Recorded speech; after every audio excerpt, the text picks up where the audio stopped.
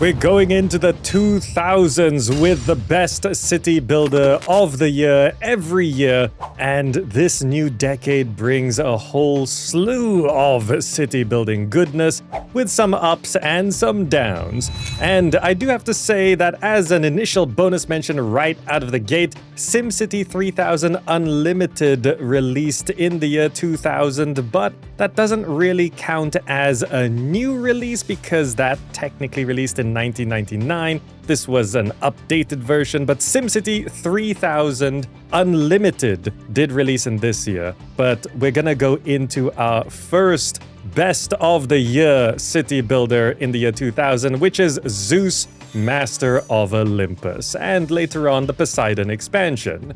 Zeus is the third of the modern Impressions city building games from Caesar 3, Pharaoh, and then Zeus, and it is a fan favorite for many of the players of the series. Some find it a little bit too cartoony, some find it a little bit too easy, but the Poseidon expansion is much harder. Generally, it was a step away from the classic formula, and it introduced global labor and automated military.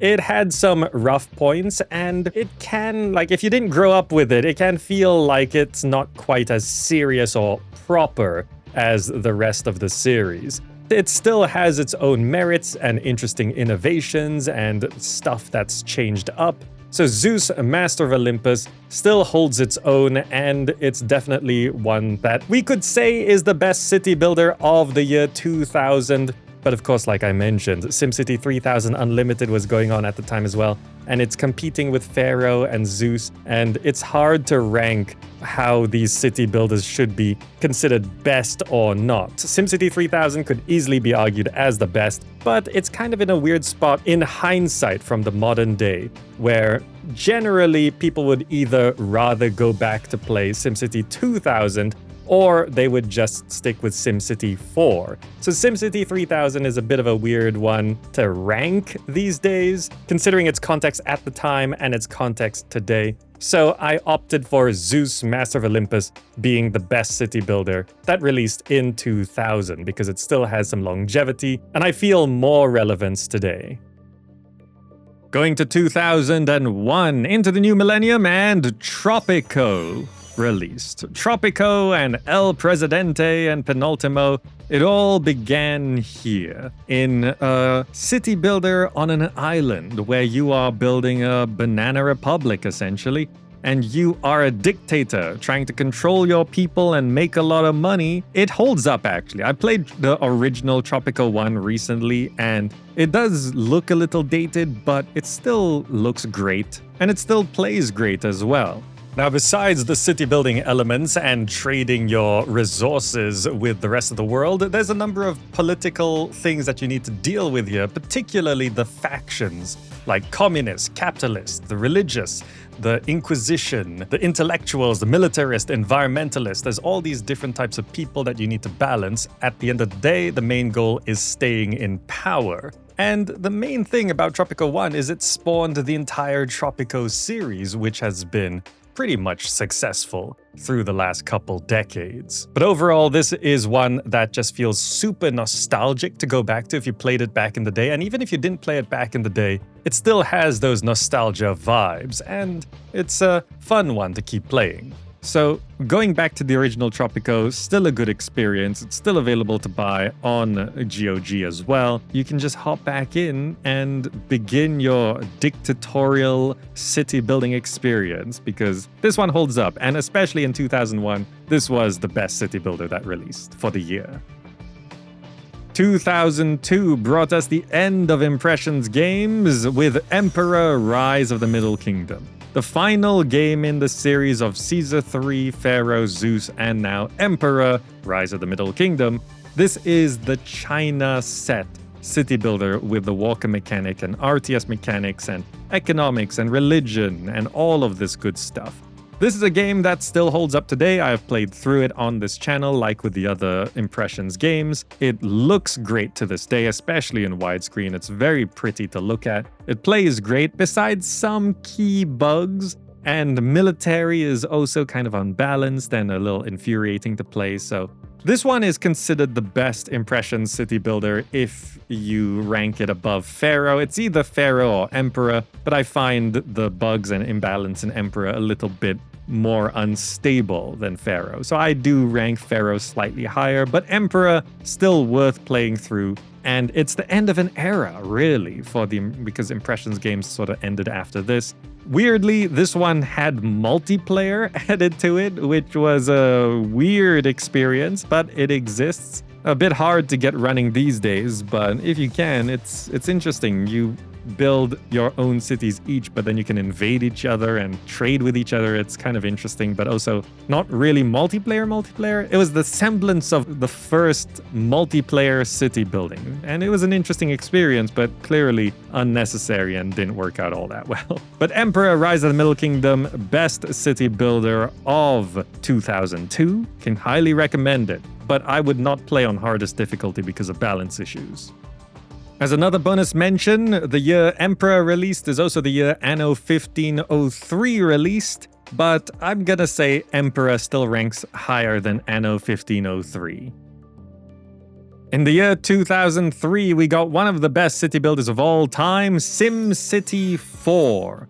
This is the final SimCity game of back then. Of course, there's the more modern one, but the SimCity 4, it was just a fantastic game because people really enjoyed the rush hour expansion and the traffic simulation and building your fantastic city. It looks more updated than SimCity 3000. It's still a little rough, visually speaking, but it still looks good. The main important thing of why SimCity 4 continues to be one of the best city builders of all time is because they have recently unlocked DLL modding of the game, which means essentially modders can do whatever they want with SimCity 4 now. So it might take some time, but as time continues to pass, more and more complex and in-depth mods will be releasing for SimCity 4, and it'll continue to get better moving forward. This is not just the best city builder of 2003, it is one of the best city builders of all time, particularly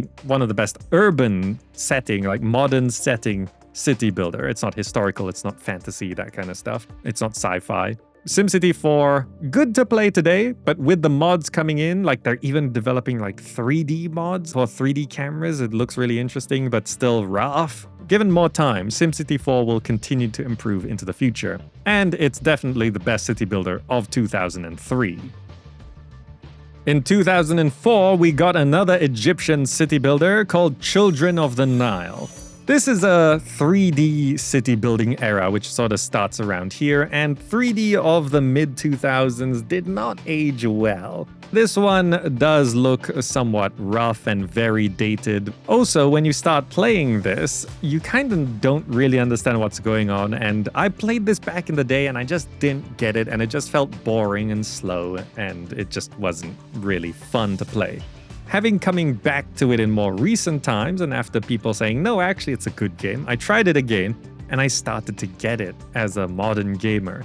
The simulation of households and how the game actually works in terms of building your resources and managing your people and developing your city, there's actually a lot to Children of the Nile that is impressive and interesting. Like, it's more historically accurate, using bread as a currency, and how the households are actually more detailed simulation in how they interact in your city. Children of the Nile, although looks dated and rough and it's a bit weird, it's not really how people would make city builders these days. If you can get it, like actually understand what the game is trying to do, Children of the Nile is a solid addition.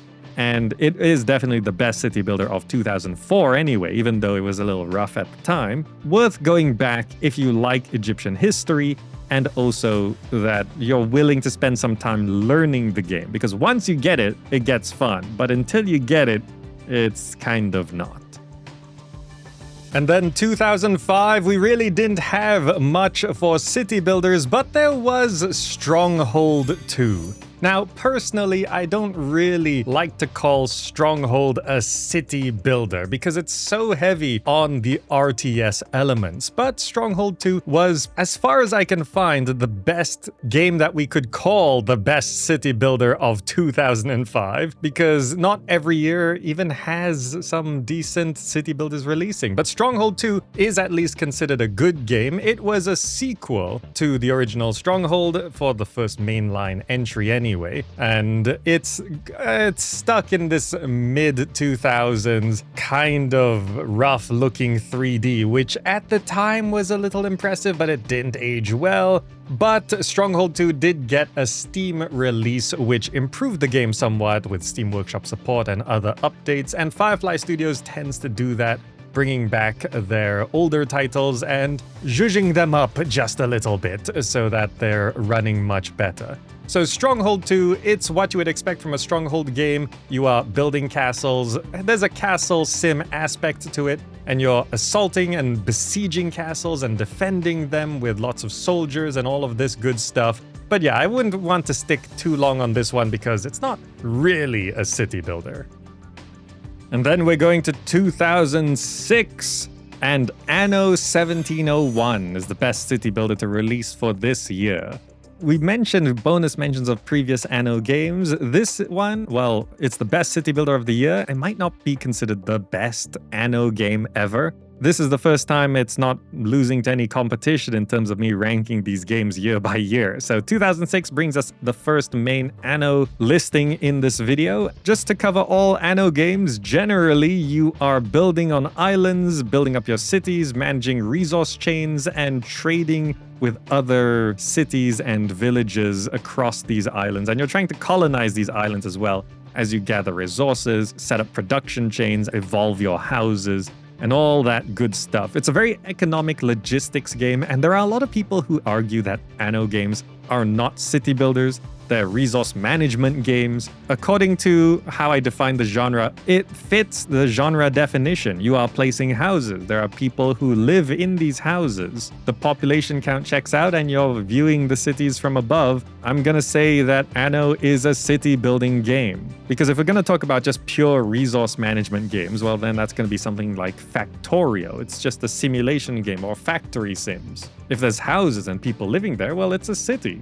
So Anno 1701, it's set in 1701, and fun fact, all Anno years add up to the number 9. 1 plus 7 plus 1 is 9. And this one still looks good and plays fine, and it's available to get. You can get the whole Anno series everywhere, but it's on GOG as well if you want to use the referral link down below. And we'll be talking a lot about Anno as we go through this video because there's other Anno games. So 1701, best city builder of 2006. Then 2007, unfortunately, did not have that many city builders to choose from. The best of 2007 is actually SimCity Societies. It's a city building game that was actually made by Tilted Mill, which were the people who made Children of the Nile.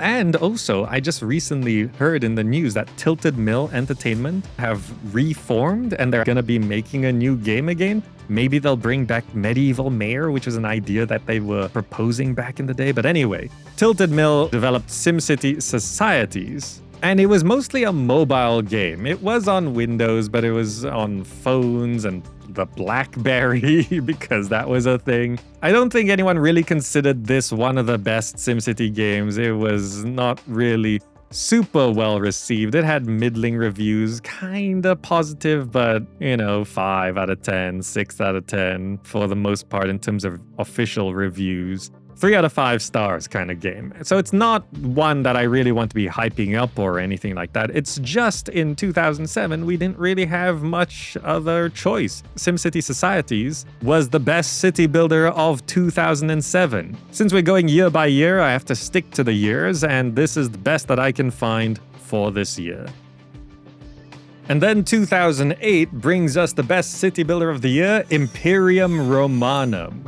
This is a Roman city builder from Haemimont Games, and this is a weird one for me to talk about because although this is the best city builder of 2008, it's not the best city builder in this series. So Haemimont Games, they created a series of Roman city builders, and essentially they're just improvements on the same game until they got to the best version. So in 2006, they released Glory of the Roman Empire, a Roman city builder. We're in 2008 here, where there's Imperium Romanum, a Roman city builder. And they later released Grand Ages Rome in 2009, which is the best ancient Roman city builder that they made. But we've got a different listing for 2009. So Imperium Romanum is the best city builder for 2008, and it is a nice, interesting, cool-looking Roman city builder, which is always nice to have. But it's not what I would recommend getting if you're going to go back and get a Roman city builder from this time from these developers. So I don't really want to talk about it too much, because I'd actually, in this section, rather talk about the more bonus mention of 2009. So Imperium Romanum, nice to have, but I'm going to move on to 2009. And in 2009, we got Anno 1404. Often considered one of the best, if not the best, Anno game. Anno 1404 is just a solid entry to the series. I've played through the campaign on this channel, and it still looks decent enough to look at, still looks pretty good, and it plays fantastically. One of the best Anno games. I would probably say either the best or the second best Anno game in the entire series. So this one is a good one. As I mentioned previously, this year also brought us Grand Ages Rome, which is the best ancient Roman city builder of the time, and actually, it was the last ancient Roman city builder for 15 years until recently, when we started getting more of them. So Grand Ages Rome was the end of ancient Roman city builders for a decade and a half. So I do want to make a solid bonus mention to Grand Ages Rome for 2009. Anno 1404 is clearly the better game, and 1404 is just great. As I mentioned in the previous Anno game, you are building cities on islands. There's more temperate and deserty islands. You're trading using ships. You're dealing with some military stuff and combat and diplomacy with other players and other lords ruling over islands. There's quests and all of this good stuff. Resource management galore. Farming, production chains, all that good stuff, all into the economics and logistics. It's really, really good. Anno 1404, solid entry. If you don't want to pay for any other Annos because they're too expensive, 1404 is where you want to go. Also available on GOG. But also, fun fact, Anno 1404 was named Dawn of Discovery in North America when it was first released. So if you're shopping around for 1404, you might actually find a game called Dawn of Discovery. It's the same game. Dawn of Discovery is Anno 1404. It's just some marketing quirk that happened back then. But these days, it's mostly known as Anno 1404 everywhere. You can solidly, confidently jump into this game, and if you like production chains and resource management, city building and trading, then you will like this game. And there you have it. I know there are many games that I have not mentioned. Please do let me know which ones you think I should have mentioned, or which you think would actually be considered better than the ones that I listed. Keep in mind, I'm limited to the format for this particular list of the best of the year every year, so I tried to mention bonus ones as I went through. But let me know if you have any disagreements or other ideas of how you would have listed things. I'm very interested to hear your thoughts. Anyway, that's going to be it for now. If you enjoyed this, please do consider subscribing or following on Blue Sky, or maybe you could check out extra stuff on Patreon. But if anything, if you want to buy any of these games on GOG, do use the referral link down below as well. And because I'm a YouTuber, hit that bell, I guess. Thank you all so much for watching. I hope you enjoyed this and found it interesting and or useful, and I'll see you in the next video.